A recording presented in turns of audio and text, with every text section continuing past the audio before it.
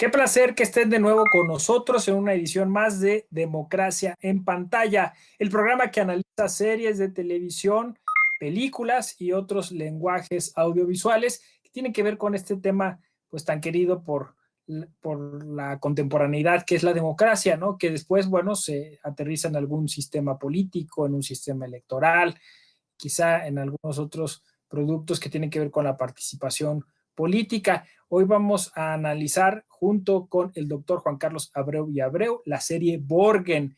Borgen, que además es considerada una de las mejores series de todos los tiempos en temas electorales, en temas de series políticas. Algunos la colocan arriba de House of Cards, algunos quizá a la par, porque encima está West Wing, según los expertos, pero seguramente una serie que tienen que ver, además porque no hay mucho, digamos, desde la perspectiva europea, ¿no? En este caso danesa. Gracias, Juan Carlos. Juan Carlos es profesor de la Facultad de Derecho de la UNAM y también investigador en el Instituto Nacional de Ciencias Penales de México. Bienvenido. ¿Qué tal, Ramón? Qué gusto saludarte a ti y a tu amable auditorio.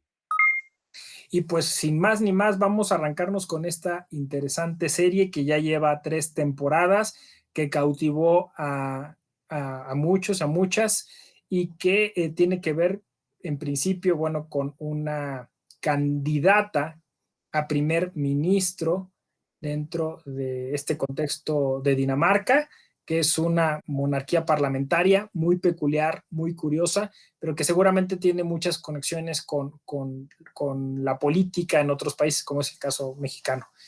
¿Por qué esta serie, Juan Carlos?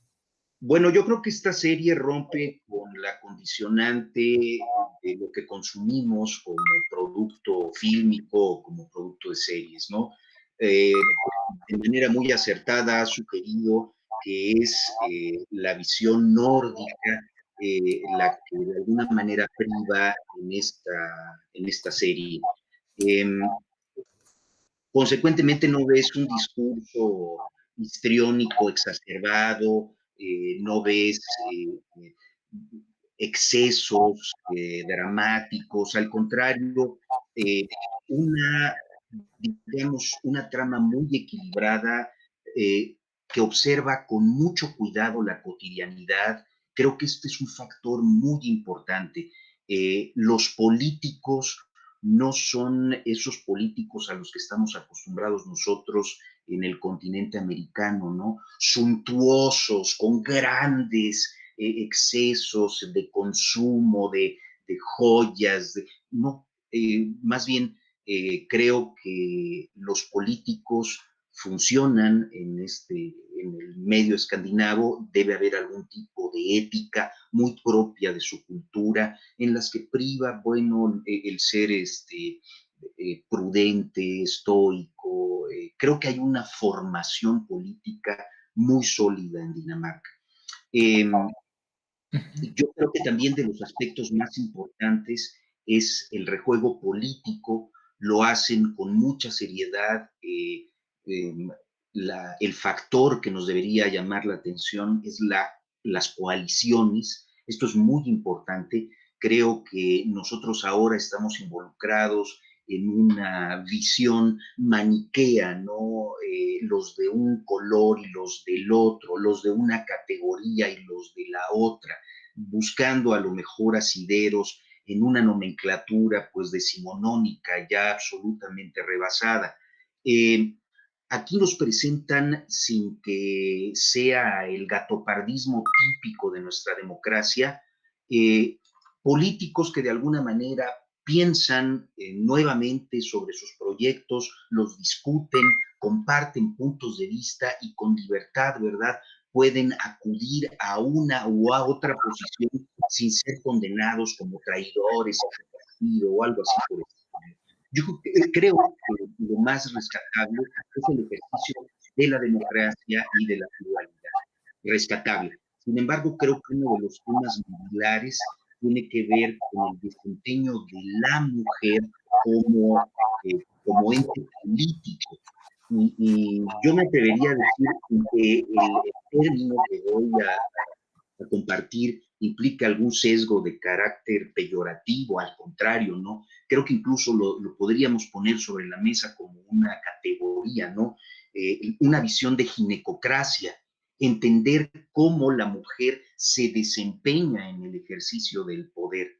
Es muy claro y hay estudios bastante fuertes que tienen que ver con la eticidad de la mujer dentro del desempeño laboral en las diversas instituciones públicas, corporativos. Generalmente la mujer es más disciplinada, con mayor compromiso, con mayor responsabilidad, sobre todo muy conscientes, para el caso específicamente de Dinamarca, pues mujeres que de alguna manera ejercen su maternidad de una manera pues abiertamente liberal, ¿no?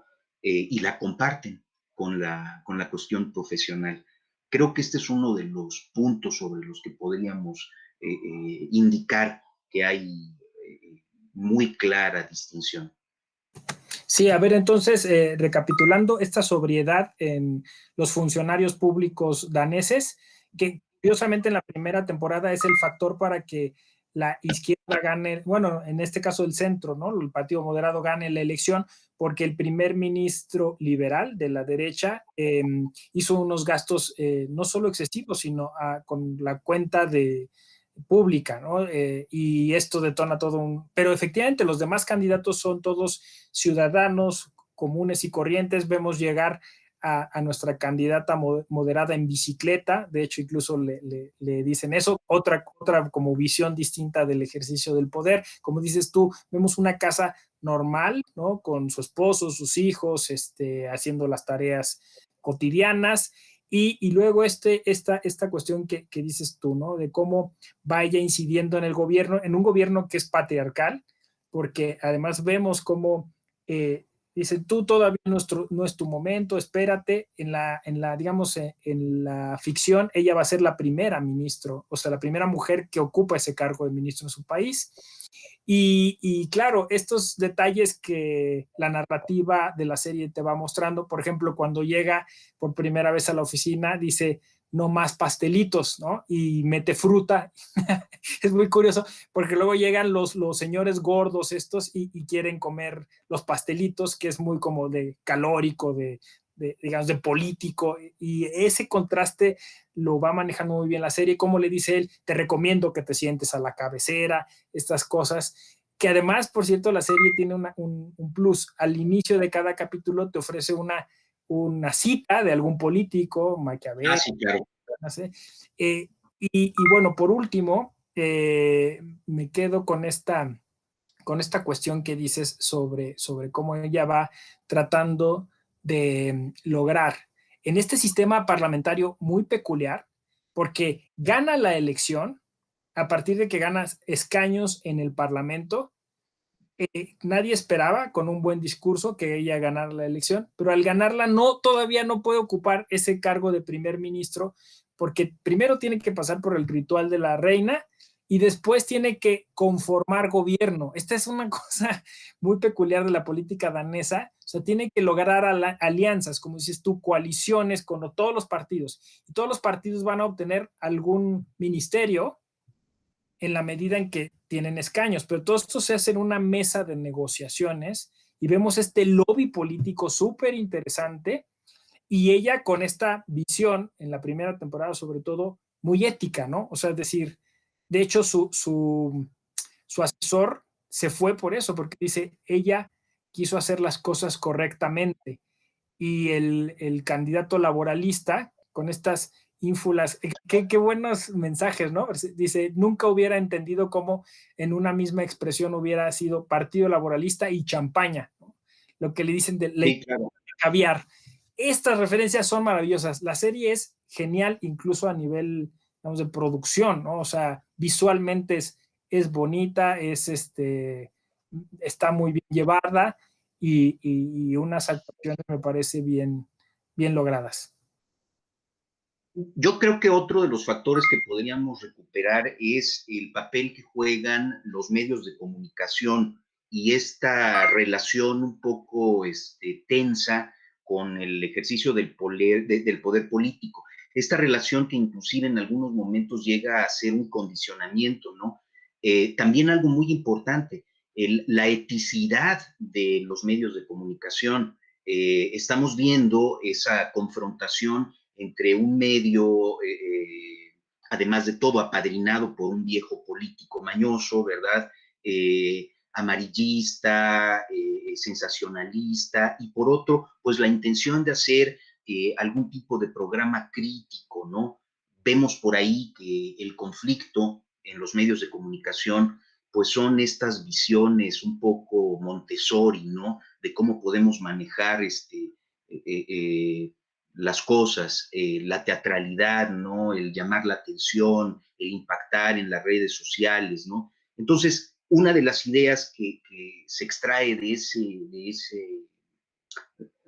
ese contexto es pues la eticidad de la comunicación, ¿no? O sea, ¿para qué sirve el hecho de que como ciudadano te enteres nítidamente de una postura política? Creo que este es uno de los aspectos en los que deberíamos hacer énfasis. La eticidad, o sea, creo que es el punto en el que concordamos, ¿no? No vemos grandes escándalos, no vemos problemas como eso, ¿no? El primer ministro que le compra la bolsa a la señora y lo paga con la tarjeta de crédito, ¿no?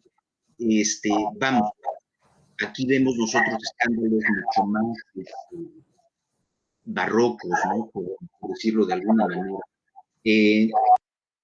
Sí es importante la cuestión de la estructura parlamentaria. Creo que son, el Parlamento danés juega un papel muy importante porque además de todo, Copenhague, que es esa Dinamarca continental, también tiene adheridas, tiene anexionadas las Islas Feroe y una parte, bueno, pues Groenlandia, ¿no? Entonces, tiene impacto en el continente americano, en estas islas Feroe que están en el archipiélago del Atlántico Norte, que en realidad, digo, si vemos su densidad poblacional, pues es ridícula, ¿no? 50,000 habitantes.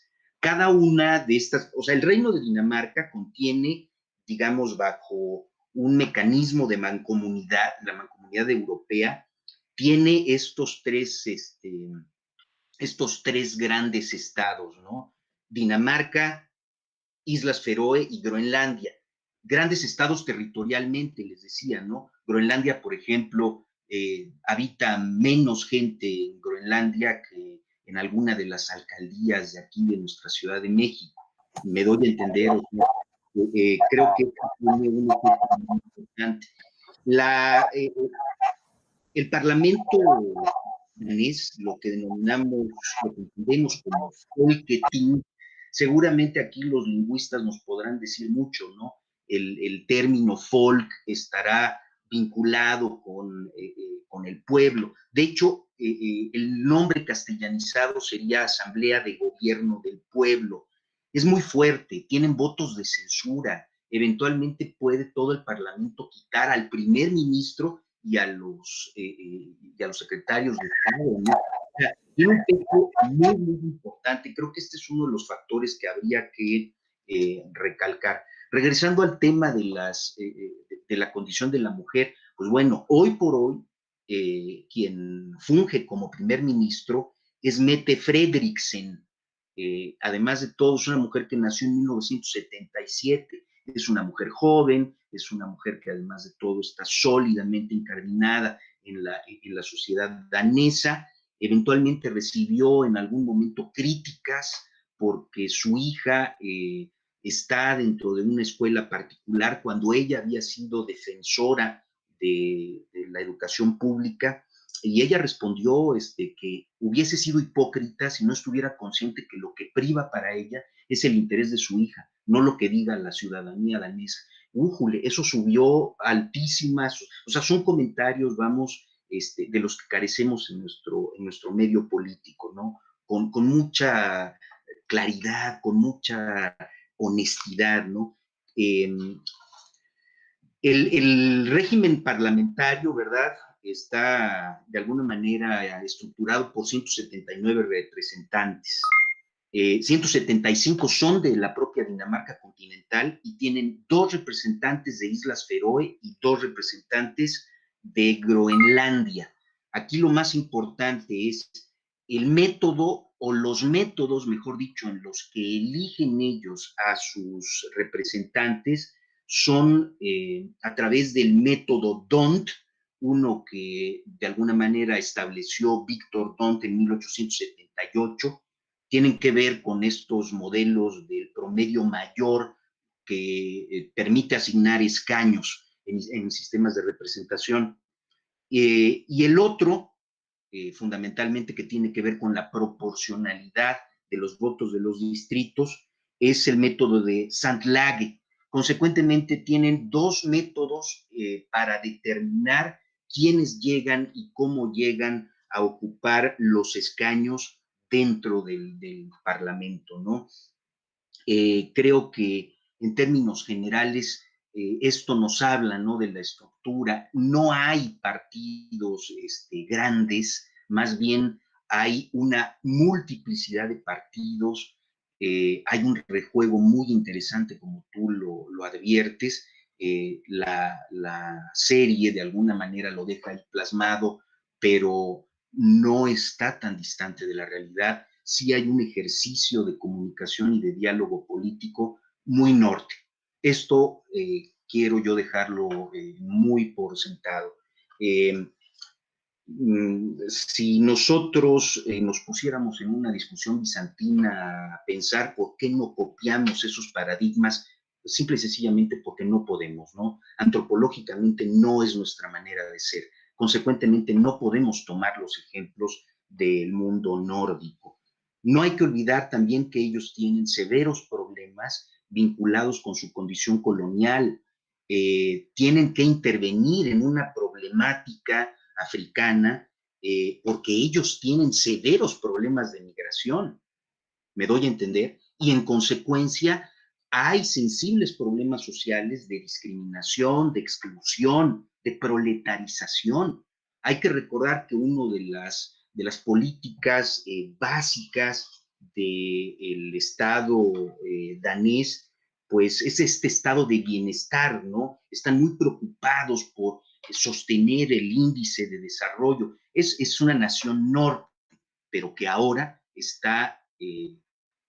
tiene las repercusiones de ese sur hambriento que sube al norte y que además de todo deja problemas muy sensibles. No quiero dejar tampoco de lado que tocan temas de género terriblemente importantes. El de la prostitución, por ejemplo, es uno de los temas que a mí en lo personal me causó muy, ¿cómo decirlo?, posibilidades de apertura, ¿no? La diferencia, la distinción entre una víctima de trata de persona para explotación sexual, claro, pero también alguien que puede desempeñar como un oficio, ¿verdad?, la venta de su cuerpo. Creo que lo dejan incluso sobre la mesa como un tema de discusión. Pues la serie se grabó de 2010 a 2013 y a pesar de que al final deja abierto como que una posibilidad con eh, eh, esta mujer que hace el papel de Katrin Fonsmark, Birgit Hjort Sorensen, una verdadera belleza escandinava, ¿no? Una valquiria, como si ella fuese a ser una nueva generación de la política danesa. Bueno, pues no es así. Los productores concluyeron, solo son 3 temporadas y creo que, como muy bien has sugerido, es de obligada revisión y además de todo, de revisión con un sentido crítico, como lo estamos haciendo. Sí, pues apuntas temas muy, muy interesantes. Este tema de la prensa, ¿no? Y las elecciones que le da un cariz de thriller electoral, ¿no? El suspense que pone, pues en la primera temporada a Catherine que está embarazada, que está involucrada en un, bueno, pues eso, en la muerte de uno de los principales políticos, que es el asesor de comunicación del primer ministro, y luego ahí como se va, en la segunda temporada se involucra también en una serie de crímenes, ¿no? De crímenes de Estado, ¿no? Como dicen, y entonces como la prensa en las 3 temporadas está involucrada y está, como dices tú, tirante entre una prensa amarillista que se basa pues en la estadística, igual hay mucha crítica a eso de la estadística, y también pues alguien que quiere descubrir la verdad, o sea, también este asunto de la verdad está ahí muy presente en toda la serie, y también ahí pues las heroínas vuelven a ser mujeres muy fuertes, mujeres comprometidas, digamos, con el cambio. El propio productor dijo que quería eso, que él quería a personajes femeninos con mucha presencia, idealistas en su caso, ¿no? Curiosamente, de lo último que señalabas, parece que el que Netflix haya comprado los derechos para retransmitirla le dio un nuevo aire y hay quien está presionando, pues siempre pasa eso, ¿no? Para una temporada 4 ya financiada por Netflix, no sé si eso será posible, pero ciertamente esta serie tiene otra cosa que no tienen, bueno, que tienen parcialmente las otras series de elecciones, y es que se ha convertido en una especie como de reflejo de la política danesa. O sea, hay quien ha dicho que muchas de esas cosas han sucedido en la realidad danesa, ¿no? Y que hay como una especie de connivencia y la serie se ha adelantado algunas cosas incluso de la política danesa.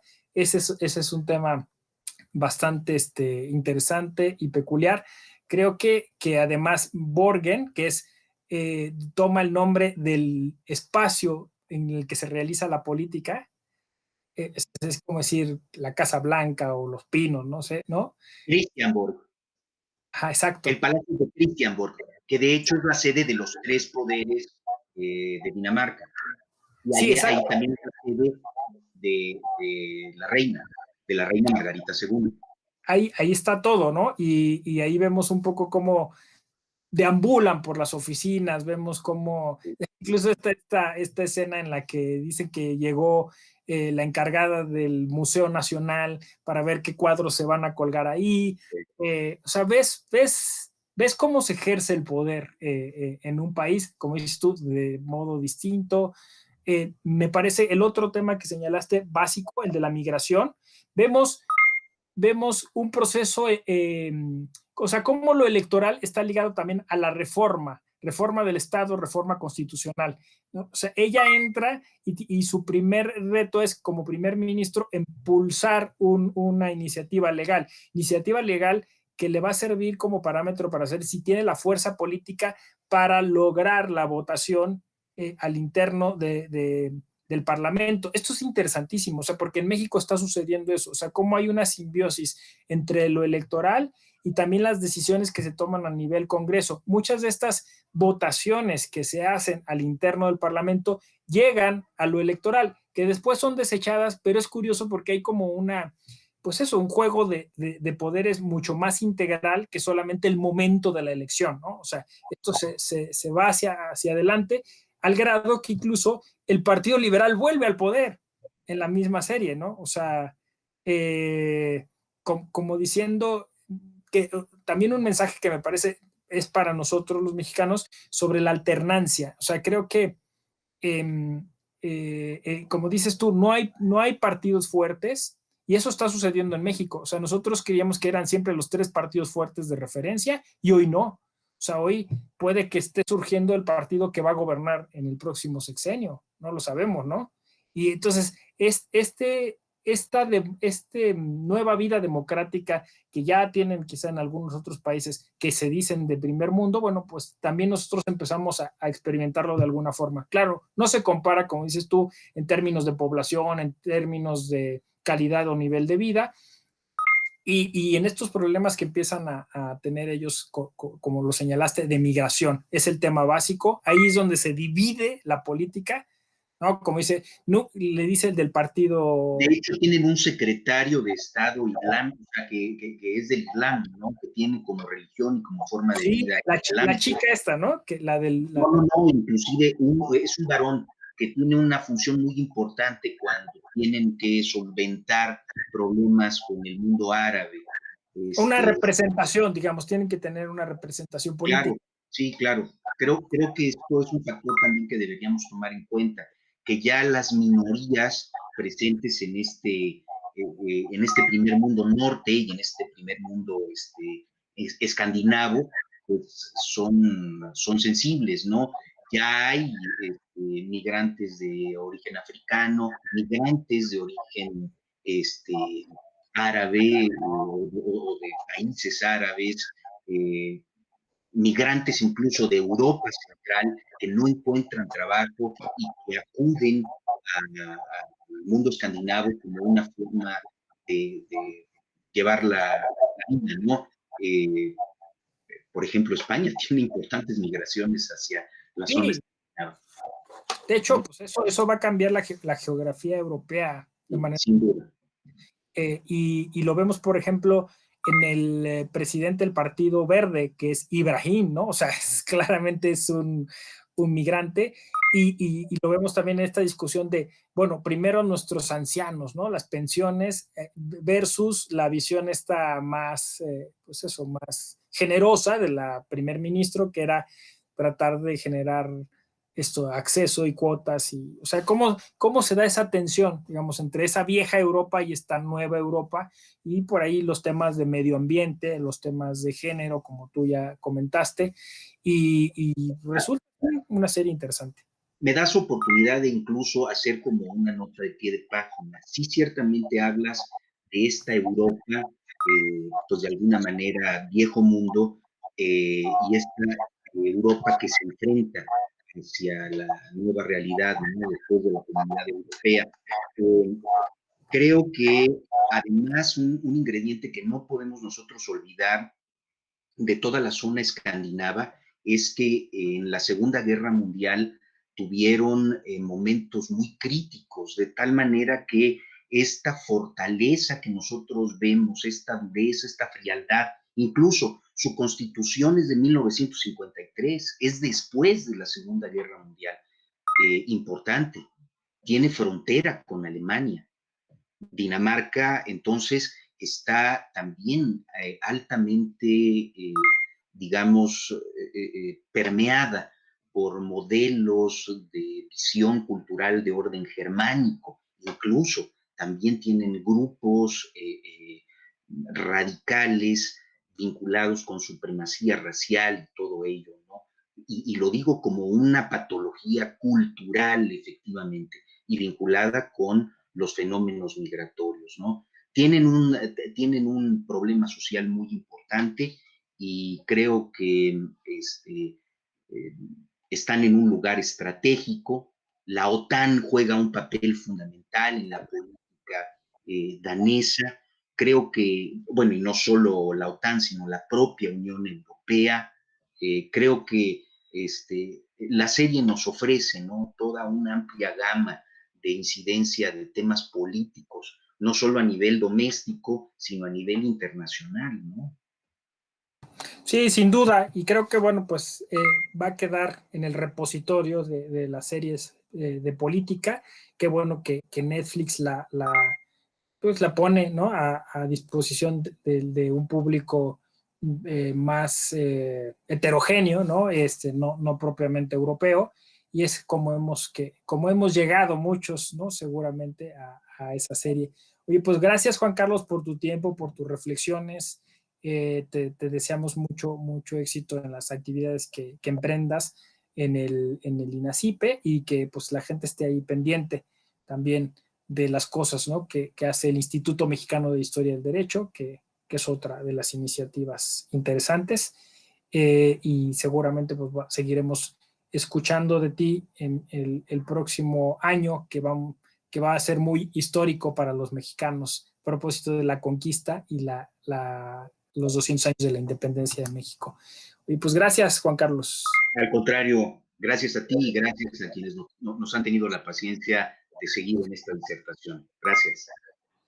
Yo soy José Ramón Narváez Hernández. Democratiza lo que miras, dale inclusión a tu emoción. Nos vemos en la próxima emisión de Democracia en Pantalla.